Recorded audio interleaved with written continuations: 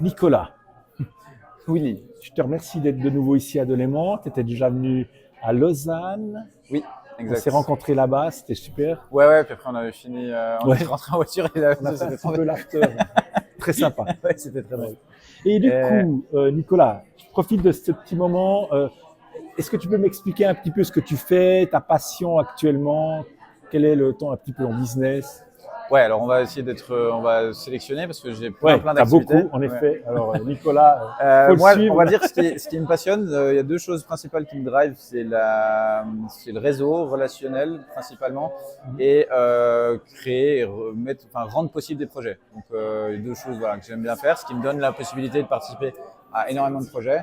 Et là actuellement, celui qui m'occupe la majorité de mes journées actuellement, c'est la mise en place, c'est la stabilisation de Jury Fidu, qui est une association aussi, une association non lucrative qui est un bureau. Qui aide les entrepreneurs, hein, c'est Ouais, ça? en gros, c'est un bureau juridique et fiduciaire, donc, qui ressemble en fait le juridique et la fiduciaire en même temps. Ça évite les ping-pong avec deux prestataires différents qui ne sont pas forcément d'accord, et puis on doit Des triangulations, des machins. triangulation, puis en plus ça passe toujours par le chef, Ouais. du coup ça prend du temps, puis des fois on doit aller vite.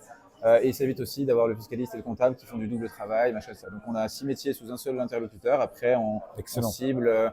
Puis un des avantages aussi qu'on a par rapport à ça, qu'on a voulu résoudre, c'était la peur du petit entrepreneur et des petites PME d'être facturé à la moindre question. Donc en fait, Ah oui, on tu m'as a, expliqué avant, excellent. Ouais. ouais, on a siloté par métier, donc comptable, juridique, etc., fiscalité, etc.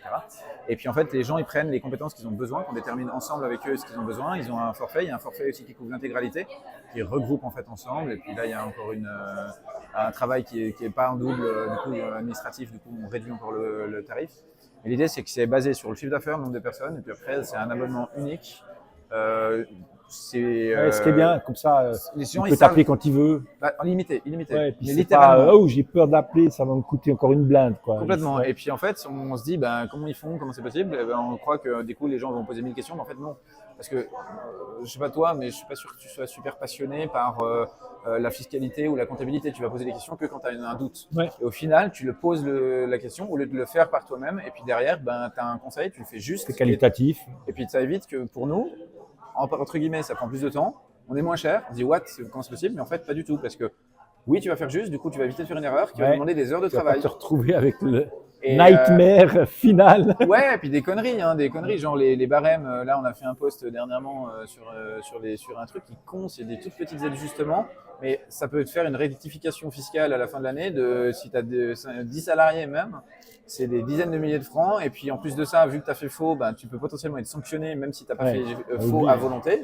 Mais tu as une amende administrative, voire correctif, et puis tu te retrouves avec 15 000 balles à payer à la fin de l'année, et puis tu te dis putain, ça fait un sacré trou dans la trésor.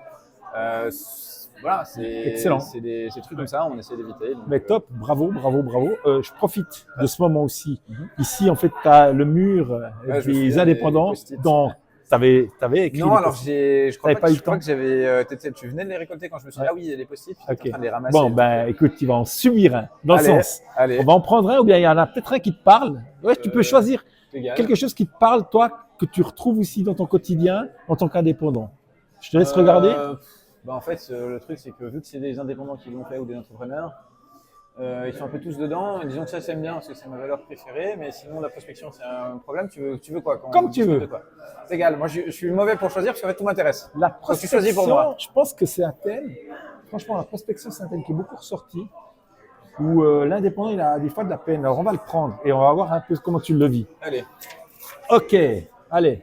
La prospection par Nicolas. En plus, ça va, c'est mon rôle dans Jury Fidu en principal. C'est pas que, mais c'est la relation générale. Du coup, dis-moi. Ben, comment tu le sens, comment tu le vis, toi?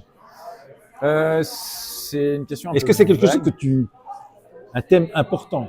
Bah, c'est un thème fondamental, méga important. je dirais. Je dirais que c'est en fait une des priorités numéro 1 dans une boîte. Ça a plusieurs phases à la création, au développement, et puis à chaque palier de développement, dès qu'on augmente les charges, on recrute quelqu'un, il faut de la prospection qui va avec une croissance de prospection, parce que sinon on se retrouve avec une charge qui dépasse les rentrées, on devient en stress et puis on met un stress systémique. Donc oui, forcément la prospection c'est super important. Mais prospection pour moi c'est un petit peu trop réduire la chose, parce qu'en fait pour moi il y a le côté prospection, mais si elle n'est pas backée par un énorme côté de présence et de communication, j'entends par présence communication, c'est tout ce qu'on va faire pour créer une communauté, pour avoir de la crédibilité, créer des articles, être visible dans différents magazines, Ouais, des donc choses comme toi, ça. ce que tu dis, je trouve super pertinent, c'est que avant de vraiment se concentrer sur la prospection, il faut déjà construire déjà tout.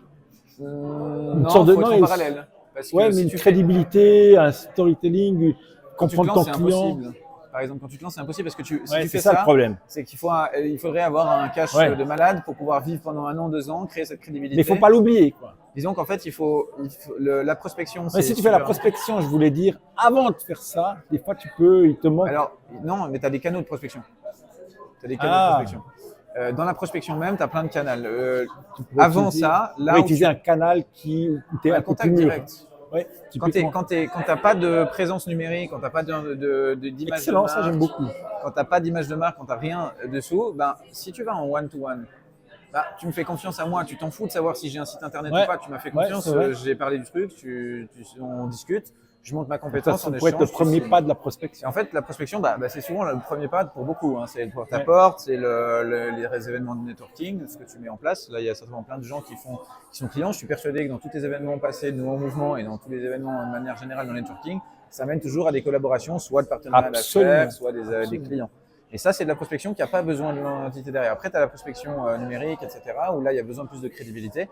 Et après, il y a les partenariats stratégiques où, voilà. Donc, je pense qu'il faut les deux, construire les deux en même temps. Il faut y aller brique par brique. Il faut aussi pas vouloir mettre la charrue avant les bœufs. Ça veut dire Ouais. qu'il faut pas vouloir mettre tout en même temps. Commencer simple avec de la présence numérique, post régulier, mais peu, juste pour tenir. Parce que je vois tellement d'entrepreneurs. Bon, moi, je n'invente pas la roue. Hein. Je ne suis pas marketeur de base. Hein. Moi, je suis le gars qui coordonne un peu l'ensemble et qui met en connexion les gens. Donc, je ne parle pas à ça en tant qu'expert. Mais ça me paraît évident que si on n'a pas l'habitude de poster régulièrement, qu'on n'a pas l'habitude de créer du contenu, qu'on n'a pas l'habitude d'être régulier, tout ça, si on se met d'un coup 5 posts par semaine sur LinkedIn, 5 posts par semaine sur ci, sur ça, machin, des vidéos, des trucs, ça devient la cata. On tient 1 semaine, 2 semaines, c'est le stress, on fait plus de prospection. Et puis on est du coup. déçu parce qu'il n'y a pas de résultat. On est déçu, c'est il n'y a pas de normal. résultat, exactement. Puis après, on fait plus de prospection du coup. Et derrière, on n'a plus le truc, on a perdu 2 semaines et du coup, à la fin du mois, elle arrive bientôt, on est en stress. On n'a pas fini de délivrer pour les clients et là, boulot de tremblement et ça Ouais, je pète. suis complètement d'accord. Donc, Donc, petit, progressif. ouais, j'aime beaucoup. Donc, si on peut, c'est huge. Hein, Ah comme- oui, non, mais tous les sujets peuvent. Mais celui-là, j'aime bien la fin, ce que tu dis justement, c'est d'aller step by step. Ouais. Et quand tu maîtrises une typologie de prospection, tu peux commencer l'autre, etc. C'est un peu l'idée. Ouais, ou alors Quitte mettre à plusieurs. faire Quitte à en avoir plusieurs, mais il ne faut pas que ça charge de trop. Et puis, faut les tenir. Parce que le problème, c'est que il y a aussi un truc qui, moi, me fascine, c'est de voir, ça fonctionne une fois, ça fonctionne pas une deuxième fois, on se dit, on arrête. Ouais. Non. Non, la régularité, l'obstination, je pense que c'est un facteur gagnant. Et on n'oublie pas, on est en Suisse. Même si tous les cantons sont, et puis même si faut un peu tous plus les de cantons sont un petit peu différents dans leur façon de fonctionner, et que évidemment un Bernois ou un Genevois va pas fonctionner pareil. Quand on parle d'un Valaisan, et quand on fait rencontrer un Valaisan et un Genevois, On le voit bien d'ailleurs avec nos rencontres. Hein. oui, et puis C'est différent. alors là, on a quand même des gens qui ont une volonté de rencontrer des gens. Donc Ouais. c'était quand même un truc différent. Mais faire rencontrer un Genevois et un Valaisan ensemble, c'est pas toujours la grande joie. Hein, c'est pas toujours le grand bonheur. Par contre, tu les fais se rencontrer. Quand ils sont à l'autre bout de la planète, à Marrakech, par exemple. Bon, je suis pas à l'autre bout de la planète, je suis pas très bon en géo, mais c'est pas tout à fait juste. Mais bref, tu les fais rencontrer à Marrakech, c'est un Suisse. Ouais. Parce que d'un coup, c'est plus un Genevois, c'est plus un Valaisan, c'est un Suisse. Oh putain, c'est cool de trouver un congénère. Et en fait, la Suisse, la ça de particulier, c'est que c'est un marché qui est hyper diversifié. Il y a plein de méthodes de ça. Par contre, il y a un point commun, c'est qu'on préfère l'humain, on préfère la rencontre en vrai, Oui, et c'est vrai. que les trucs. Et on voit ça avec plein de grands groupes qui viennent avec des millions, des centaines de millions pour venir des grosses campagnes de pub. Et puis Ils qui n'y arrive se pas. plantent les dents et ils repartent parce que puis après il y a un dirlo quelque part qui se fait virer parce qu'il a fait une hémorragie monstrueuse en venant tenter de s'implanter en Suisse. Alors que en venant networker, ben voilà. Et Donc, je suis là.